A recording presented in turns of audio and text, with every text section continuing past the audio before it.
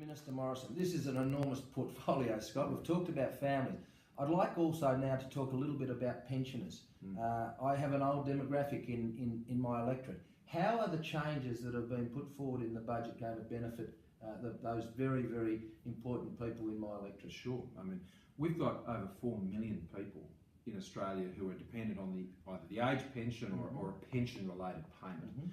And the age pension alone costs over $40 billion a year, and it's on its way to $70 billion a year. So obviously we need to ensure that in the age pension we can continue to afford to pay for it well into the future, so not just that the current generation can rely on it, but future generations can rely on it as well.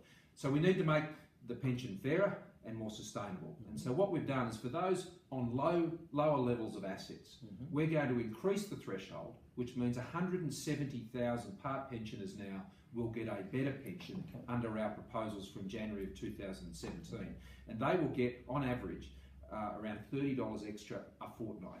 And that's because we're saying, you know, you've got low levels of assets, that's who the pension's for. The pension is a welfare payment. It's not a superannuation, it is there for people who most need it. And we want to make sure that those who most need it can get into the future. For those on higher level of assets, which is frankly the minority of pensioners, 92% of pensioners will either get a better pension out of this arrangement or will be unaffected. So the vast majority. But for those who are on higher levels of assets, and we're talking about couples who have $1 million in addition to the family home, we're saying, you've worked hard for your living, thank you, and you've worked hard so you don't have to be on a pension and relying on welfare payments. So that's a wonderful thing for them to do. But the pension isn't a prize, it's there for people who need it the most. For those though, who are on the higher level of assets, I'll tell you one thing we're not going to do. We're not going to have a super tax on them like Chris Bowen is going to do.